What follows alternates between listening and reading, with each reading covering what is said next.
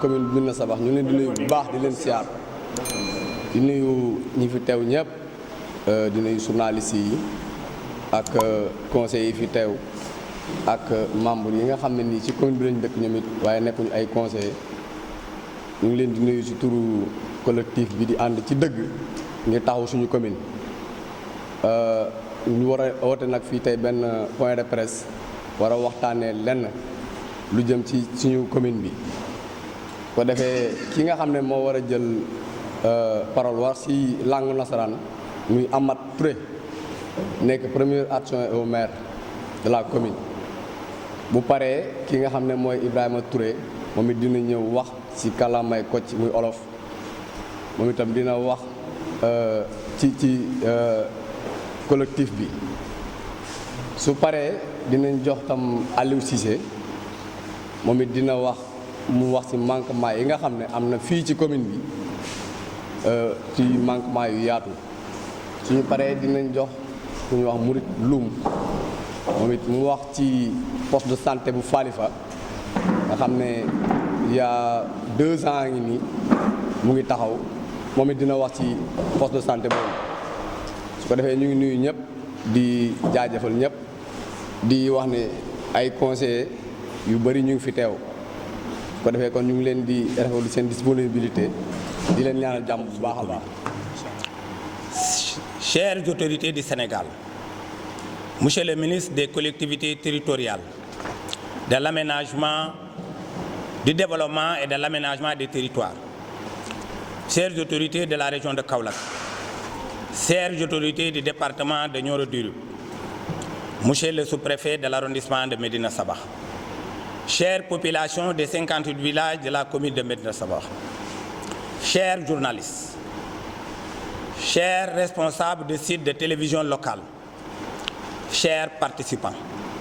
tout d'abord, nous vous souhaitons au nom du collectif And ci Dëgg ngir taxawu sunu commune la bienvenue et vous remercions de votre présence. C'est l'occasion de vous rappeler que ce point de presse est organisé par le collectif And ci Dëgg ngir taxawu sunu commune qui regroupe des conseillers municipaux et de dignes fils de la commune de Médina Sabakh, dont leur seul et unique but est de défendre les intérêts de la commune de Médina Sabakh. En effet, après avoir adressé des correspondances au préfet du département de Nioro du Rip, au sous-préfet de l'arrondissement de Médina Sabakh, au PR de Nioro, pour les informer des fautes de gestion excessivement graves commises par notre maire, M. Ibrahima Niang, sur les deniers de la localité. Nous sommes dans l'obligation de tenir ce point de presse pour informer les plus hautes autorités de notre pays. Bien que les autorités du département l'auraient sommé de rembourser cet argent sous contexte de poursuites judiciaires. Parmi ces fautes de gestion, nous pouvons citer l'encaissement des frais de bornage et d'imitation par le maire sans quittance de trésor, encore moins d'ordre de recette, non versé au trésor et dépensé à sa guise, tel que indiqué dans le compte administratif 2023, où 20 000 francs seulement ont été versés au trésor, alors que tout le monde sait que nos frais de bornage et de mutation sont à 15 000 francs et 30 000 francs. Pire encore, interrogé sur cet état de fait, il répond avoir emprunté cet argent dont nous ignorons le montant total pour régler les problèmes sociaux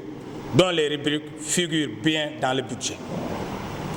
Les fautes de décaissement commises par le maire dans le projet de construction du poste de santé de Falifa, un village de la commune pour un coût de 65 millions. Pour preuve, le compte administratif 2023 révèle que plus de 55 millions ont été payés à l'entrepreneur alors que la moitié des travaux n'est même pas encore exécutée de 2022 à nos jours, ce qui ne respecte pas du tout les règles de décaissement édictées par le Code général des marchés publics. La non-conformité entre le budget 2025 voté par le conseil municipal et le budget soumis au sous-préfet pour approbation. Le conseil municipal, qui est l'organe délibérant, a voté un budget arrêté à 696 896 003 francs. Et le maire a transmis un budget arrêté à 710 900 000 francs au sous-préfet pour approbation, sans que le conseil municipal ne soit au courant. Des détournements d'objectifs sur le foncier commis par le maire, des parcelles à usage d'habitation ont été utilisées pour abriter une usine d'eau sans une désaffectation préalable du conseil municipal. Le démarrage des travaux de rembalayage et de tracement ce 9 avril 2025, avant même le dépouillement de la commission de passation des marchés. Le démarrage des travaux de construction de salles de classe à Caraïbes, avant même le dépouillement de la commission de passation des marchés qui a eu lieu le 20 mai 2025. L'entrepreneur nommé Gassama continue de gagner des marchés dans notre commune, ce que nous trouvons anormal. Auteur de plusieurs projets mal réalisés et même inachevés dans la commune, il ne méritait même pas d'être parmi les soumissionnaires. C'est lui qui a construit le nouveau marché de Médina Sabakh, qui n'est pas encore achevé et qui reste non utilisable depuis des années pour un coût global de 50 millions. La réhabilitation du foyer des jeunes de Médina Sabakh pour un coût de 12 millions sans toilette et la construction du mur de clôture de l'école élémentaire de Djigumar sans porte. Et pire encore, le maire lui a encore donné la construction d'un magasin à Diaglé Omar, qui est un village de la commune, d'un coût de 9 millions, présentant beaucoup de défauts d'après les habitants de ce village. Pour toutes ces raisons, nous appelons les autorités compétentes à venir auditer les procédures de passation des marchés de la commune. Chère population de la commune de Médina Sabakh, nous nous arrêtons là car l'occasion ne nous permet pas de citer tous les manquements notés. Mais sachez que la liste est longue et qu'il est temps de stopper ces dérives de M. le maire Ibrahima Niang. C'est ainsi que le collectif And ci Deug ngir taxaw sunu commune vous promet de passer à une vitesse supérieure en continuant à dérouler son plan d'action si des dispositions allant dans le sens de faire cesser ces dérives ne seront pas prises. À toutes et à tous, nous vous remercions de votre aimable attention. Je vous remercie. Nous ngi nuyu ñëpp di leen ziar ñu ngi nuyu autorités yi nekk ci Sénégal yëpp ñu ngi nuyu ministre des collectivités territoriales et du développement de l'aménagement des territoires ñu ngi nuyu autorités yi nekk région de Kaolack yëpp ñu ngi nuyu autorités yi nekk département du Nioro ñu ngi nuyu monsieur le sous-préfet de l'arrondissement de Médina Sabakh ñu ngi nuyu population commune Médina Sabakh yëpp 58 villages yëpp ñu ngi leen di nuyu ñu ngi nuyu journalistes yi fi teew di jaajëfal ñëpp ci seen assistance. Tout d'abord ñu ngi jaajëfal collectif bi nga xam ne moo organisé point de presse bi muy ànd ci dëgg ngir taxawu suñu commune. Collectif bi nag ñu ngi leen di jaajëfalee ñëpp ci seen présence collectif bi ñu ngi composé ay conseils municipaux ak ay dignes fils de la commune ñoo composé collectif bi dara taxu leen a jóg nag lu dul taxaw seen commune. En effet lii balaa ñu cee jublu pour woote point de presse bi yaakaar naa ni c'est pas la première fois collectif bu mel ni di taxaw pour dénoncer les manquements yaakaar naa ni mosoon na fee am ci régime bi fi passé. kon suñu gisee ne li fi doon am mu fi amaat ñu taxawalaat beneen collectif buy taxaw seen commune yaakaar naa ne loolu lu xel mën a nangu la. balaa ñoo ñëw nag di woote point de presse yaakaar naa fi ñu waroon jaar yëpp en tant que conseiller jaar nañ fa wax nañ ko ci conseil municipal bind nañ ay correspondance ci préfet bu Nioro bind nañ ay correspondance ci sous-préfet pour wan ne ko ay fautes de gestion yoo xam ne bind nañ payeur tamit wax ko ne ko am na ay fautes de gestion yoo xam ne monsieur le maire Ibrahima Niang mu ngi koy def te dañuy gis ne boobu ba léegi amuñu ci solution parce que day gën a insister ci li mu doon def moo tax ñu wootee point de presse bi pour waxal ko autorités yi nekk ci Sénégal yépp voilà bokk na ci ba tax na Ibrahima Niang sax woo nañ ko pour mu delloo yenn somme yi nga xam ne versé wuñ ko woon fi ñu ko war a versé muy trésor public. bi ci njëkk point bi ci njëkk mooy li ñuy encaissé ci frais de bornage ak mutation yi nga xam ne ñu ngi koy encaissé ci mairie bi te amul quittance amul d'ordre de recette mu nekk loo xam ne détournement sax lañ ko mën a tuddee parce que li ñu waroon a versé trésor bu fekkee versé wuñ ko ba pare compte administratif bi mu génnee ñu wane ne 20 000 francs lañ fa versé te ku ne xam na ne fii ci Médina Sabakh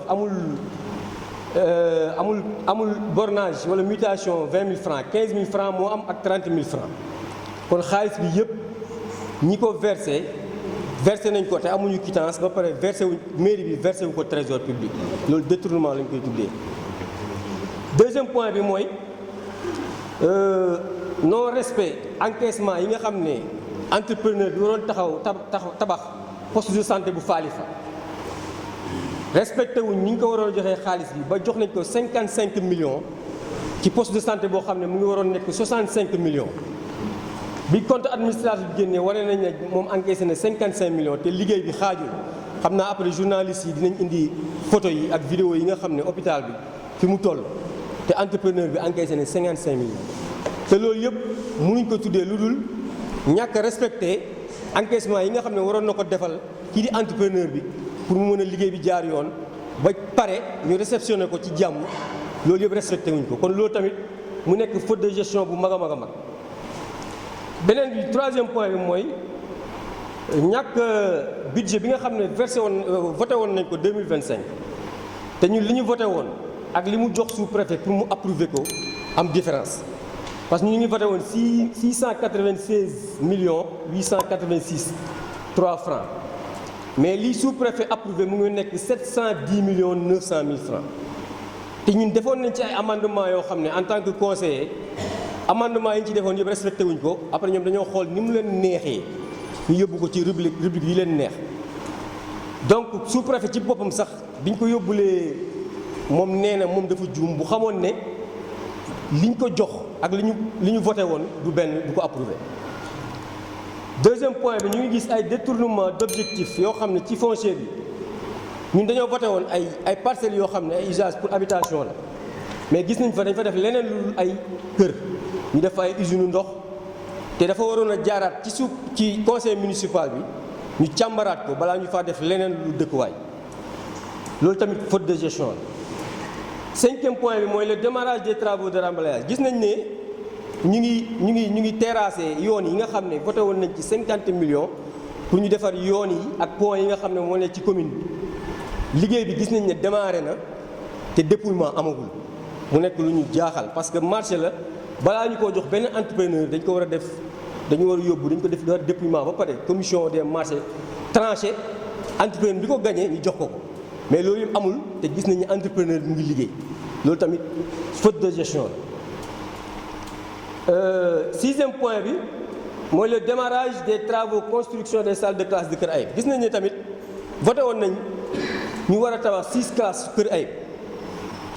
loolu tamit bi ñuy def dépouillement bi fekk na entrepreneur bi commencé na móol ay móolam parce que ñu ngi def dépouillement bi le 20 mai te avant le 20 mai entrepreneur bi commencé woon na móol pour defar salle de classe ma yaakaar ne nag balaa entrepreneur di liggéey commission dafa war a taxaw bañ joxe marché bi ba pare mu soog a commencé liggéey léegi ñoom bu ñu defee seen commission après dañoo jëlaat entrepreneur bi commencé woon móol jox ko marché bi pour ñun loolu warul demee noonu.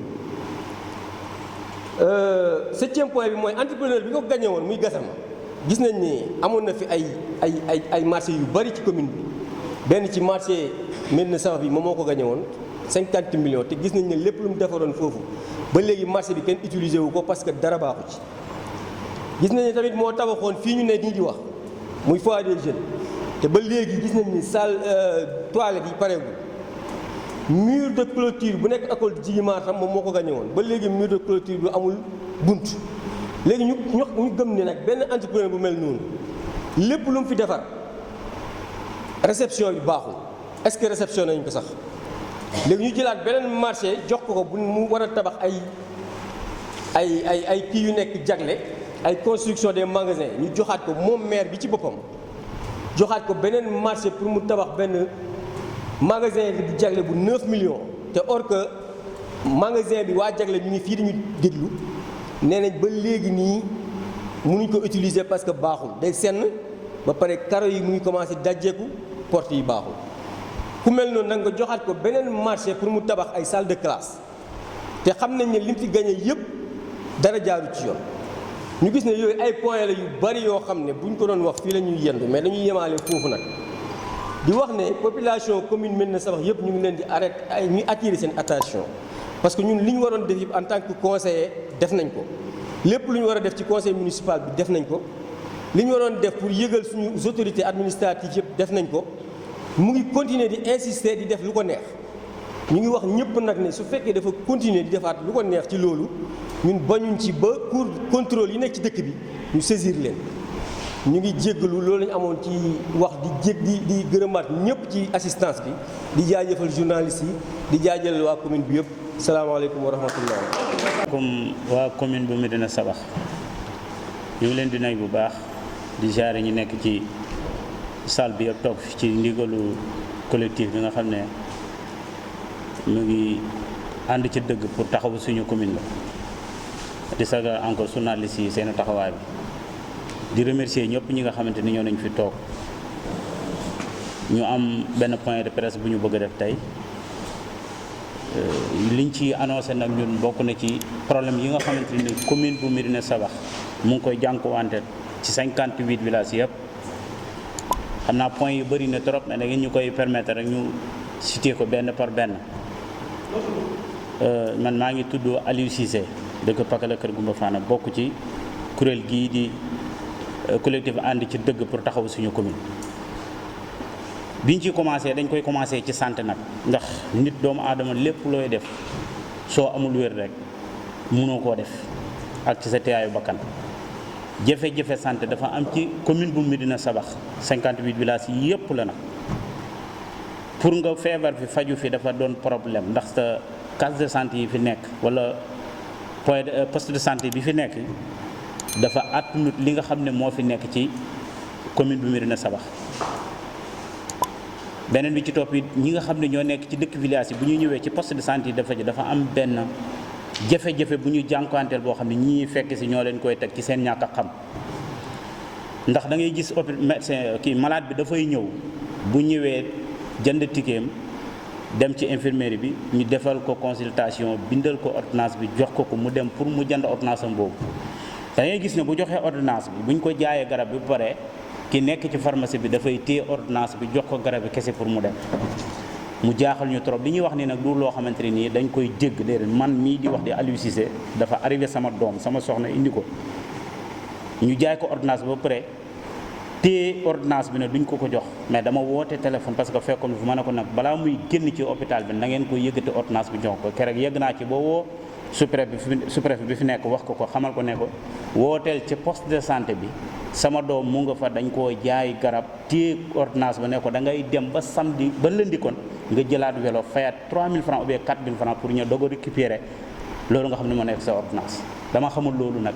fan lañ ko teg ñoom ñi koy def te war nañu koo bàyyi te autorité yi war nañoo wax ak ñooñu ñu arrêté loolu ñu def parce que dañu profité ci ñoom jàng gi ñu jàng ak li ñu xam war a mën a dimbale askan boobu nga xam ne jafe-jafe leen indi foofu mais dañu profité ci jafe-jafe askan boobu di leen dolli beneen méttit boo xamante ne ni mën nañu dem ba augmenter jàngoro jooju nga xam ne moo leen fi indi kon ñu ngi alerter autorités yi fi nekk nañu bàyyi xel askan bi ci autorités yenn yi ñuy fekk si ci jafe-jafe yi ñu leen di gën a teg ci seen i problème beneen bi ci topp mooy ku ci feebar fa ngay jógee ko muy wàllu yoon jafe-jafe commune bu Médina Sabakh problème yi mu am dafa bëri tam dafa mel ni dañoo fàtte wala dañoo bokkul ci réew mi ndax lii ñuy wax nii c'est pas la première fois yàgg nañu koy dénoncer di ko wax ne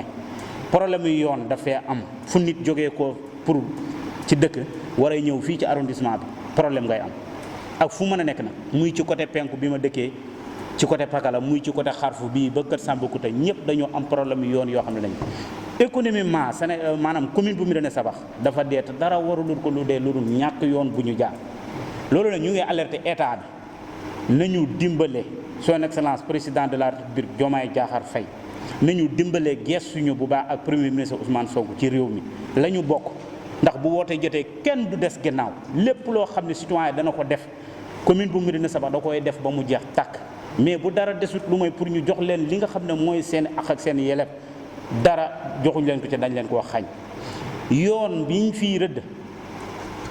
fii di côté Kër Sambakouta commencé poste Kër Ayib jëm Kër Sambakouta waxoon nañ ñu fi benn yoon boo xam ne parce que léegi mu ngi bëgg a def 7 ans te yoon bi ba léegi amul dolli ci fii nga diggante Médina Sabakh jaar jagle bumba ne dem Pakala Mbàpp yoon boo xam ne bañ ko waxee moom plus de 10 ans mën na ko dañoo waxoon ne dañ koy defar ba léegi amul dara loo xam ne am na ko bis bu yàlla ji tawee askan bi dëkkee ci village yi jafe-jafe yi ñuy dund dara tegul leen ko lu mooy ñàkk yoon boo xam ne dañ fay jaar pour dem yegg doxi seen soxla kenn du wax nag doomu aadama mu wutee ndox moom dafa mel ni nit ñi ci torturer dafa metti trop il faut ñu insister parce que doomu aadama ndox dafa bokk ci dundam sans ndox doomu aadama du dund te jafe-jafe yi ndox bi ku ci nekk wax nga ko ci commune bu Médina Sabakh bi ci arrondissement bu Médina Sabakh bi mais saafara si ba léegi dafa am forage yaa ngi fa tey li ñu obligé mooy dañuy gis dëkk bu ci nekk tey yaa ngi jël sa teen yi transformé waat ko def ko mini forage jël sereel monté ko fa pour nga mën a am ndox moo xam ne di nga mën a jëfandikoo doole jooju nag yaakaar naa état lañ ko doon xaaree pour mu jëfandikoo mais bu ñu demee ba askan bi nga xam ne tey ñoom lañ promotion ne bu ngeen ñu joxee réew mi dinañu taxaw ci seen i àq ak seen i yelleef finalement mu mujjee doon loo xam ne coono la ci si ñun wax dëgg yàlla dafay nidu loo xam ne day wuteeg lañ ñu waxoon kon nañu gestu beneen bi ci topp mooy wàllu sécurité askan bi ci li ñuy dund danger dëgg ci li ñu dund sécurité bi wax dëgg yàlla dafa des ku ci tëdd guddi doo nelaw ndax jur yi nga yeew ak li nga xam ne mooy sa dund bi sàcc yaa ngi jóg guddi di dugg ci këri jàmbur yi di dajji ñii ñu leen di xoqatal boo xamante tey boo riposté yow mi nga xam ne yaa yeew sa jur wala yaa moom sa kër dem denc fa la nga fa denc ki ñëw am na loo xam ne boo ko defee boo paree yow day mujj répercuté ci sa kaw mu doon métti kon loolu nañ ci geesu askan bi saafaraal leen loolu nañu geesu askan bi dimbali leen coono bi ñuy dund ñoom rek lañ ci yaakaar mooy autorité yi kon nañ ci ñëw pour jàppale leen si beneen bi ci topp mooy àllam bi mooy àll bi ñu ngi interpellé état bi aussi àll bi ci boppam yàqu na yàqu boo xam ne duñ ñu fi dëkkee ñoo ko yàq mais dañoo am ay dëkkandoo yoo xam ne bu ñu bayee ba nawet bi wàcc dañ fiy ñëw suñ fi ñëwee nag li ñu nga xam ne permettre uñ ko ñi fi dëkkee te di aar àll bi ñu permettre leen ko ñoom ñuy def mooy jàpp àll bi di gor garab àll bi benn garab boo xam ne des na fi tey bu yàlla ji tawee boo demee ci àll bi li nga amoo kër goo toog te it ku wax ndox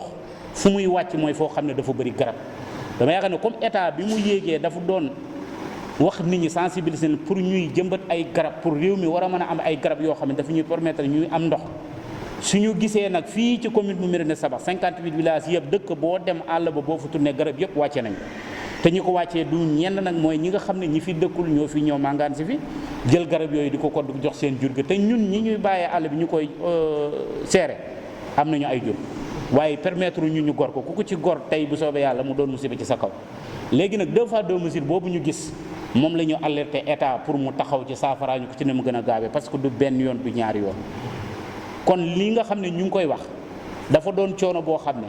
doon méttit ci askan bu commune bu Médina Sabakh ci 58 villages bi ñu di ko dund wala mën naa ne sax mën na gën a yaatu ci arrondissement bu Médina Sabakh yëpp jafe-jafe yi muy ndox bi ak yoon bi ak santé bi ñëpp ñoo ci am luñ ciy jon wàllu courant bi si boppam it wax dëgg yàlla wax nañ bëgg nañ ñu gestuñu ci coupure yi métti na trop ñàkk ndox bi sax mën naa wax ne ñàkk courant bu métti boobu la koy def parce que courant bi comme dañ koo branché ci ndox mi dañ ko branché ci courant bi bu courant bi coupé ndox mi dootul amati doole boo xamante dina yegg ci dëkk yi ndax dëkk yu mag yoo xam ne dañ leen a boole da ngay gis ku mel ni forage bi ma bokk muy ba sangam Thiamène 15 villages ou bien 16 villages bokk benn forage boo xam ne mën naa ne benn dëkk bu ci nekk waroon nga am sa forage sa bopp jouru julli gi ci boppam nit ñi dañoo taxaw di xaar ndox amuñu ko tey bu ñu yàlla dimbalee ñu am ndox mooy teen yooyu nga xam ne def nañ ko mini forage ci suñu doolee poos kenn joxuñu ko ñoo jël suñu ñaar dërëm ak suñu ñetti dërëm comme ni ñu koy defee di poste de santé yi loolu nag wax dëgg yàlla xaaruñ ci kenn ku dul état wu Sénégal moom la ñuy interpellé pour mu ñëw dimbaliñ ci loolu saafaraal ñu ko métti na trop jafe-jafe ñuy jànkuwanteel bu ñu ko doon wax fii ba suba ba ngoon du jeex kon nag comme ci lañ dëkk collectif bi tey di wax du moo fi njëkk di wax te dañuy suñu sañoon nag dafay doon kii mujj di wax ndax intervention yi la ñu soxla ci autorité yi pour ñu ñëw fi dem ñoo ngi jégalu ci gàddu yi lii la ñu amoon pour doon jottali ko autorité pour ñu xam ko pour indil ñu ci solution ñoo ngi jégalu. Je m'appelle Mamadou Moustapha Touré, un membre du collectif ànd ci dëgg ngir taxawu suñu commune. Je viens vous faire part de quelques manquements dans la gestion des affaires dans certains secteurs de développement de la commune que mon prédécesseur, donc Aliou Cissé, a bien expliqué donc en wolof. Le collectif veut profiter donc de l'occasion pour dénoncer ces quelques manquements dans le secteur d'abord de la santé, où les populations déplorent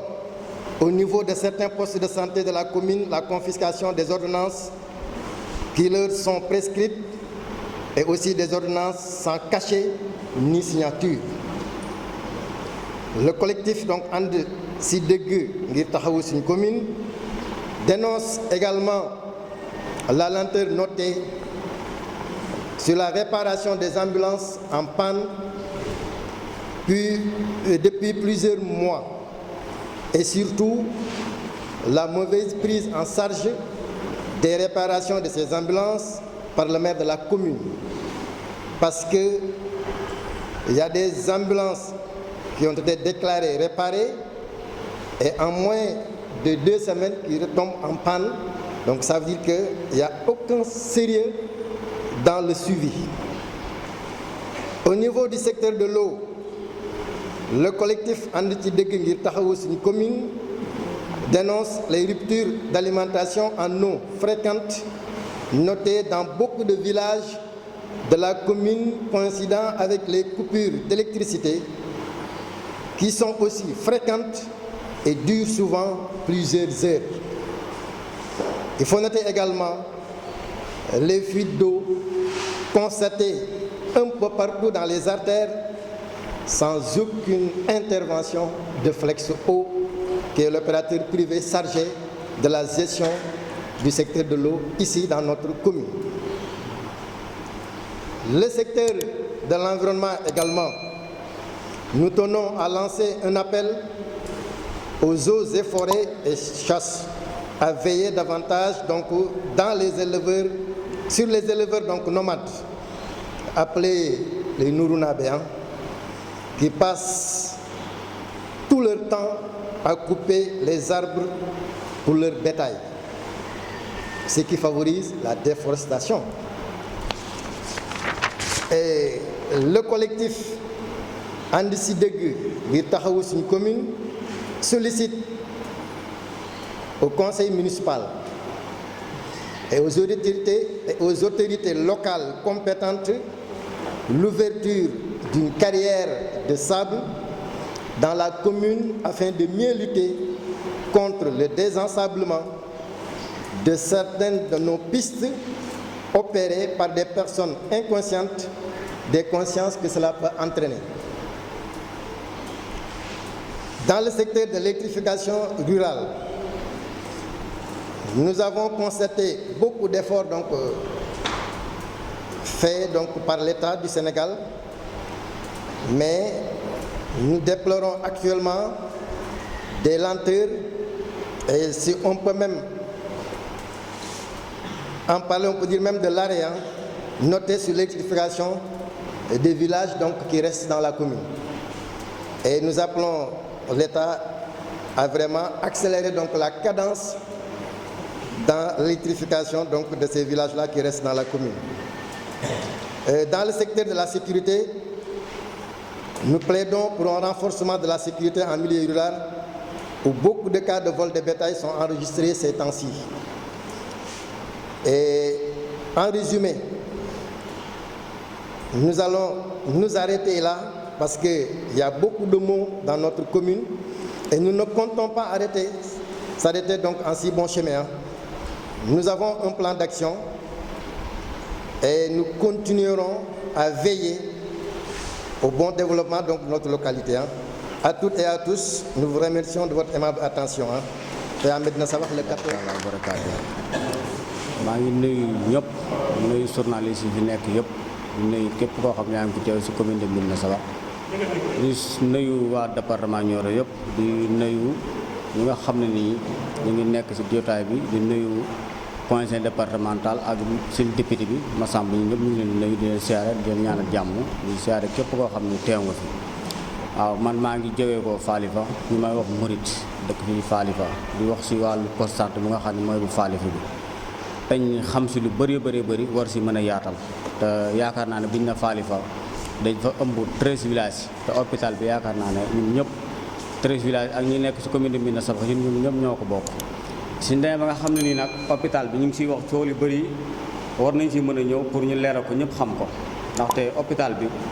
yaakaar naa ne depuis 2022 la woon yaakaar naa boobu léegi mën na ñetti at lu bëri lépp loo xam ne dugg na fa xam nañ ko hôpital bi yaakaar naa lépp loo xam ne ni waxoon nañ ko si dafa tar lu bëri hôpital bi guddi tool nii suuf amul fa mool amul fa te maire taxaw na Falifa wax ne hôpital bi nekkul problème mu xaalis moo ko arrêté taxaw na si biir dëkk ba mag ñëpp toog mu wax ne nekkul problème mu xaalis léegi nag bi ñu toogee boobu léegi ñu toog di xaar ñun ñi nga xam ne ñu ngi yeewoo Falifa heure bu ñu waxee ñu ne problème hôpital Falifa dafa nañ ne problème hôpital te boobu léegi gisuñ ci leen loo xam ne nii am nañ ci moom yaakaar bu fekkee ne amoon nañ ci moom yaakaar dañ fay gis loo xam ne ni teg nañ fa móol wala ñu teg fa suuf boo xam ne wala béto boo xam ne nii 50 millions nekkul caaxaan 50 millions nekkul caaxaan la nga xam ne 50 millions la 55 millions nekkul caaxaan léegi bi ñu demee ba nga xam ne ni loolu am na ñu toog ba heure bi mënuñ ci am leen lu leer te yàlla ji mi ngi bëgg a taw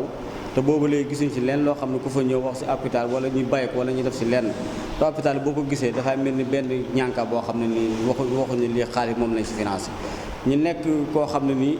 ñu bokk si commune bi ñun ñëpp lépp loo xam ne wax nañ ko si hôpital bi war nañ si mën a ñëw si biir mbooloo mi pour ñu leeral ko ñu fekkee ne mën na continuer ñi nga xam ne lii mën na continuer bu fekkee ne xaalis bi dañ ko luubal wala ñu xam ne dañ ko luubal mais gëm nañ ne hôpital bi guddi yu toll nii ñun waa Falifa suñ taxawee ne am nañ si hôpital bi yaakaar ñun dañuy nax suñu bopp ndaxte hôpital boo xam ne depuis ba mu taxawee daaw ba léegi gisuñ si lenn loo xam ne nii leer na loolu dafa nekk loo xam ne ni doy na waar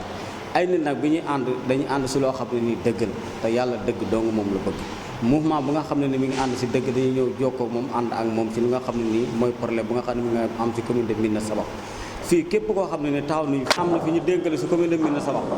nga lu nga xam ne dañ ko doon xeex maire bu nga xam ne nii moo da sin papa muy Ousmane Gueye mu jógee ko woon fii ñu nga xam ne ñoo daan taxaw di ko xeex di ko wax lu nekk man mi dama si bokkoon dama ko daan xeex